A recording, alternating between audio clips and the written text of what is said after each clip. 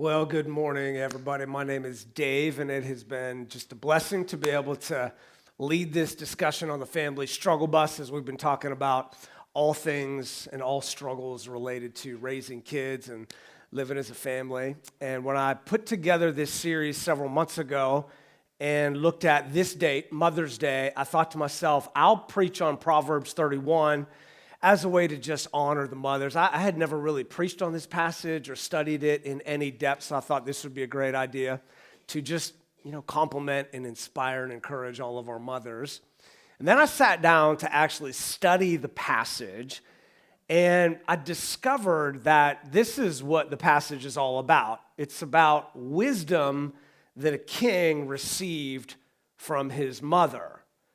And so as I studied this passage, I kept thinking about Forrest Gump, like Momma Says, Mama always told me, because this is really what it's all about. And the main audience in this passage, I've never thought about this before, but the main audience is young men. Okay, so if I could have all of the young men, and you can decide whether or not you fit into that category, if I could have all the young men to just sit in this front row right here, so I'm just kidding, you don't have to come up. But this really is who this message is primarily intended for, which means if you're a mom, you're actually excited because I'm going to speak on your behalf. I'm going to be the mouthpiece of the moms in the room to say, young men, this is who you need to look for in a future spouse. And as we go along, there may be some nuggets for the rest of us. But before I jump into Proverbs 31, let me just talk to you about something that's very, very important when studying the book of Proverbs, that Proverbs contains probabilities, not promises. In other words, Proverbs are a general rule. If you follow this probably will happen, not this definitely will happen. Here's an example. Proverbs 22, verse 6 says, "Train a child in the way he should go, and when he is old, he will not turn from it." That is a probable thing. If you raise your kids as Jesus followers, they will probably become a Jesus follower as an adult, but there's no guarantee. Like some of you, I've talked to so many people through the years that would say, yeah, we taught our kids the scriptures, we took them to church, and one kid stayed on the path and the other kid no longer believed. So again, it's a probability, it's not a promise, it's not a guarantee. Here's another probability, not a guarantee. The fear of the Lord adds length to life, but the years of the wicked are cut short. So as I love to say around here, when you follow Jesus, when you apply biblical principles to your life, you'll be healthier and you'll probably live a longer life, but that's not a guarantee. I mean, Jesus' disciples all died young as martyrs, or you could experience a tragedy or have cancer or something like that. But generally speaking, if you apply biblical principles to your life, you will in fact live a better and a longer life. So all that to say is Proverbs communicates probabilities while Ecclesiastes and Job communicate the exceptions to those probabilities. For example, Job was this really, really righteous man who experienced extraordinary suffering. His kids were killed. His kids were righteous, but their lives were cut short. And then you read Ecclesiastes, and the author of Ecclesiastes says this, "I hated all the things I had toiled for under the sun, because I must leave them to the one who comes after me, and who knows whether he will be a wise man or a fool." In other words, I'm going to raise my kid. I'm going to train a child in the way that he should go, but there's no guarantee that when I leave my inheritance to my children that they will use those riches wisely. It's a probability, but not a promise. It's a probability, but not a guarantee. So with that in mind, we're just going to go straight through Proverbs chapter 31, and here's how it begins.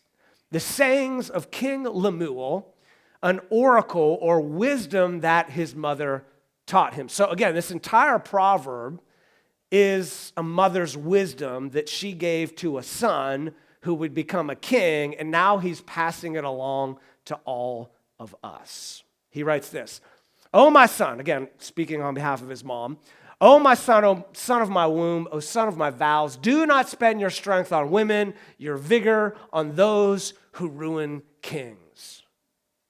In other words, don't be like all the other kings that I know about and that I've heard about, Momma Says, who just get so wrapped up in women that they forget to rule properly.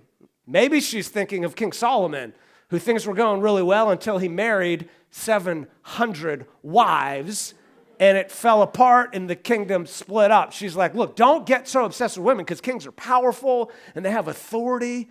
Don't focus on women. Focus on ruling well. And then she goes on and she says, it is not for kings, O Lemuel, not for kings to drink wine, not for rulers to crave beer, lest they drink and forget what the law decrees and deprive all the oppressed of their rights. So in the Jewish scriptures, what we call the Old Testament, there's two books named after women. One of them's Esther, the other is named after Ruth. And in the book of Esther, we discover at the very beginning that King Xerxes, who is the most powerful man on planet Earth, spent 6 months displaying his vast wealth and his power. People would come from far and wide to experience the glory and the grandeur of Persia led by King Xerxes. And at the end of that 6-month period, he has a 7-day feast. And the text tells us that the wine was flowing and everyone was drinking and they were festive. And then the text says that when he was in high spirits, you can interpret that however you want to, he says, hey, get Queen Vashti to come out here so that I can put on display all of her beauty and all of the people can go, wow, you have such a beautiful wife. So they go and they tell Queen Vashti and she's like, I mean, he's off his rocker. I'm not doing that. And King Xerxes is like, all right, then you're fired and I'm divorcing you. And then he makes a law in the land, and he makes these laws because he's not right in the head, because he's just, again, he's got all these resources and all this power, and he uses it for his own selfish gain. The Momma says to King Lemuel, don't be like that. Make sure that when you're designing laws and you're writing laws for your kingdom, that you do it sober-minded. Don't be like the other kings. And then she says this, give beer to those who are perishing, wine to those who are in anguish, and let them drink and forget their poverty and remember their misery no more. Now, I'll let you interpret that however you feel is best to interpret that. But here, essentially, the mama is saying, look, you're a king, and you have a lot of resources. And I want you to use your resources to be a blessing to the poor and the marginalized in a world where kings mostly did not do that. Here's the summary of what she's saying. Speak up for those who cannot speak for themselves, for the rights of all who are destitute. Speak up and judge fairly. Defend the rights of the poor and the needy. Be a good king, right? Be sober-minded. Use your resources. If I could summarize this entire section of Proverbs, Lemuel's mama is saying, don't ignore the poor. Don't ignore the destitute. Don't ignore the marginalized. Use your authority and use your resources and leverage it on behalf of those who can't help themselves. Don't be like every other king. And then she goes on and she says, I'm going to give you some advice for a woman that I want you to look out for. A wife of noble character who can find. Now, you know who else asked this question? A man named Boaz, who shows up in the other book named after a woman named Ruth. And Boaz is described as a man of standing, or a man who was worthy of respect, a man of character, a man of noble character. And one day, Boaz, this man of standing who has a bunch of employees, and they're working out in the field, Boaz is here in Bethlehem, just doing his thing. Right? Just looking out for a woman of noble character. And meanwhile, over here in Moab, we have a woman named Naomi who's got a husband, and her 2 sons are married to Orpah and Ruth. Well, eventually, tragically, her husband and her 2 sons die, and she's left with Orpah and Ruth, and she says, you guys just stay in Moab. Just go back to your family. And Orpah eventually stays and starts her own talk show. And Ruth is like, no, wherever you go, I'm going. Like, I'm loyal to you. I will follow you wherever you go. Your people will be my people, and your God will be my God. And so Naomi's like, all right, fine, come on. And she's bitter, and she's kind of struggling with it. And they eventually make their way back to Bethlehem. And Ruth, she has nothing. She is poor. She's destitute. She's just lost her husband. She's hanging out with this bitter mother-in-law, but she's loyal to her, right? And then one day she's out in the field just working and gleaning the grain so that she can eat, sweating in the hot sun. And Boaz asked his foreman, "Whose young woman is that?" And they say, "Well, that's Ruth. She came back from Moab. She's loyal to her mother-in-law. She went into the field and has worked steadily from morning till now, except for a short rest in the shelter." And the book of Ruth is fascinating. It's only 4 chapters. You could read it when you go home, but it's a story of this strong man of standing who ends up marrying Ruth, who would become the great-great-great-great-great-great-great-grandmother of King Jesus.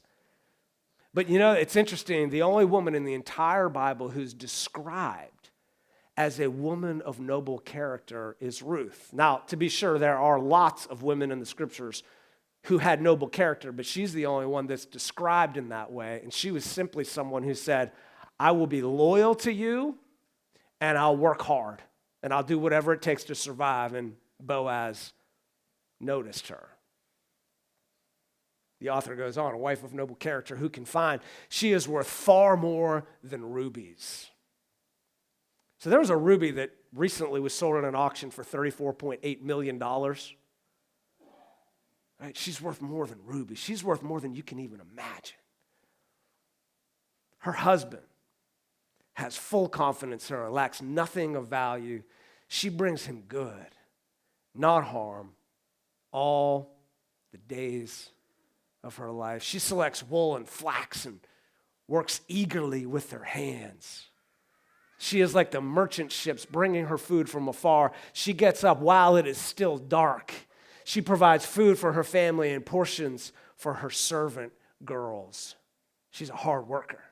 She does whatever it takes to provide. If you were here last week, I talked about it's a good idea for you new dads to every once in a while get up in the middle of the night if it requires a changing or a comfort the little child. But let's be honest, it's mostly the wife who gets up in the middle of the night, right? And still has to get up early and take care of the kids or go to work or whatever it may be.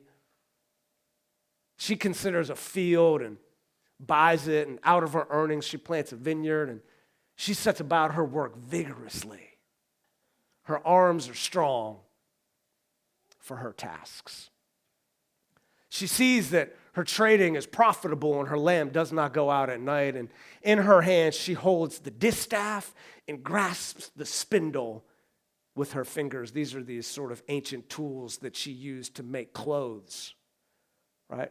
And even though most of you moms probably don't make clothes, you know that it's a lot of work just to keep up with all the clothes, especially when they get into middle school and they got new shoes that they need like every other week. She opens her arms to the poor and extends her hands to the needy. This is a woman who works vigorously with her hands, right? Hardworking woman with her hands, and also opens her hands to the needy and the poor and the marginalized and those that are easily forgotten. And when it snows, she has no fear for her household, for all of them are clothed in scarlet. She makes coverings for her bed. She is clothed in fine linen and purple. And as a result of this hard work, her husband is respected at the city gate, where he takes his seat among the elders of the land and receives the cases that are brought to them so that they can make a judgment.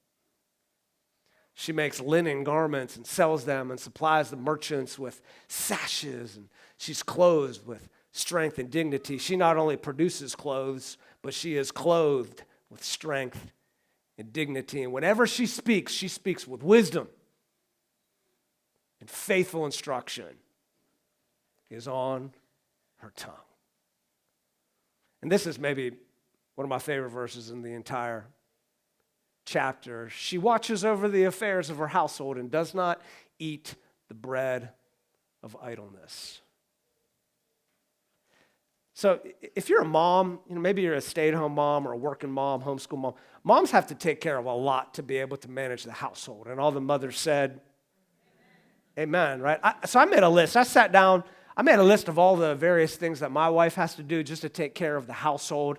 Many of you can relate to these, right? Scheduling doctor's appointments. Oh my goodness, all the doctor's appointments and vaccinations and registrations for activities and payments for the activities and pictures. It's like every other week you got a picture that you need to have taken at school or activities or clothing and shoes. Again, kids grow out of clothes so much and you're always trying to figure out, make sure they have what they need. Matching socks, which is kind of like a magic trick, right? Man, you ever try to do the laundry and you dump out the socks and you're like, I just think I want to throw all these away because none of them match. And then she comes in, right? She pulls socks out of a magic hat and just gets them all to match, or all the cleaning that needs to be done, shopping and cooking and kids helping with their homework. And once they get past second grade, none of us really know how to do homework anymore, but she somehow figures it out.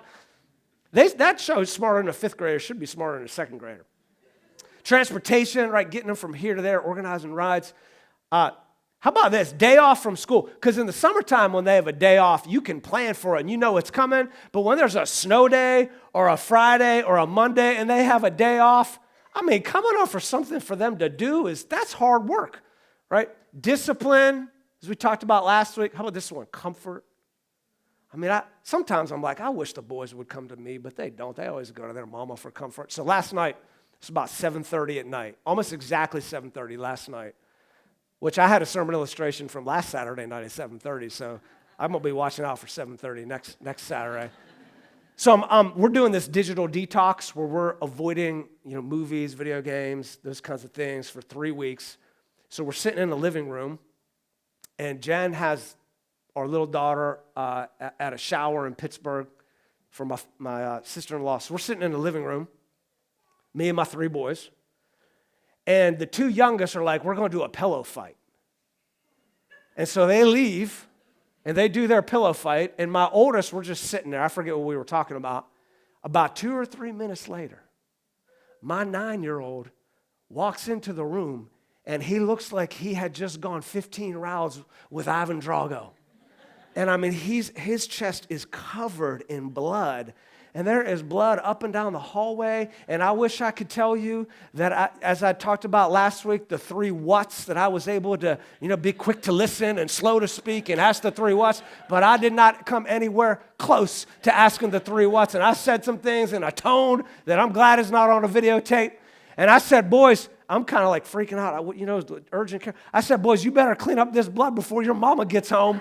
And I put the kid in the van, and we're driving to the emergency room at Guthrie, and I'm thinking to myself, that stupid digital detox. If we had been watching a movie, we could have watched a movie with a crime scene instead of living in a crime scene.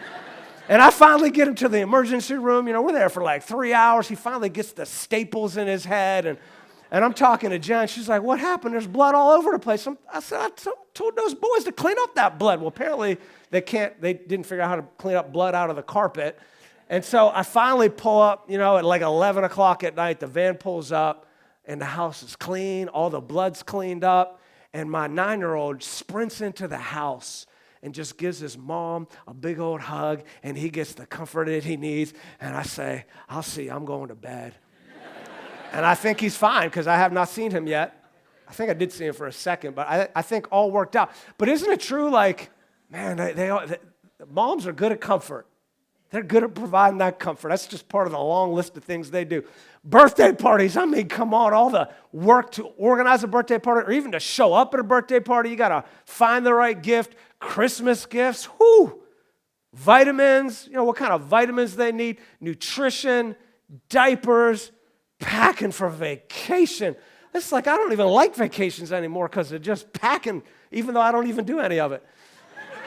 First aid and the list goes on and on. All of the details that come into play when it comes to managing a household. And I just have to say to all of you mothers, bravo, because it's extraordinary. And Here's what you get to experience, ladies, because you know this is true for you every single morning, that when you wake up every single morning, your children arise and they call you blessed. And your husband looks at you and says, oh, I praise you. You're doing such a good job being a mama. And the doves come out and they raise up the curtains and everybody gives you breakfast in bed, right? I mean, you're like, yeah, that happens once a year on Mother's Day. It happened this morning, and that's about it, right? Because we forget, we men, we forget all that it takes to be a woman of virtue, a noble woman of character. And so we want to say thank you to you mothers who do that. And I want to say to all of you young men, don't compromise. Don't compromise, because many women do noble things, but you surpass them all. You surpass them all. Now, some of you might be thinking to yourself, actually, I know a lot of women who surpass my wife. Or I know a lot of women who surpass my mama. And I just have to say this. This is worth coming to church for, just to hear this. You treat your mom or your wife like a Proverbs 31 woman, and she will become one. You treat your wife like King Xerxes treated his wife, and she probably won't become one. That's a probability. That's a proverb. That's not a promise. But that's a truth you need to store away in your heart. You treat her like a Proverbs 31 woman, and maybe she'll become one. He goes on, he says, charm is deceptive and beauty is fleeting. I mean, all you got to do is spend a little bit of time with high school and middle school students, and you know that looks are a big deal to them, right? Too big of a deal. And young men, okay, because this is for you, young men. The rest of us are just listening, right? Young men. Here's what you need to know. Charm is deceptive and beauty is fleeting, but a woman who fears the Lord is to be praised. Because as the Apostle Paul says, though outwardly we are wasting away, inwardly we are being renewed day by day. We're reminded of that every time we look in the mirror. Don't be so obsessed with looks, because charm and beauty is deceptive and it's fading away.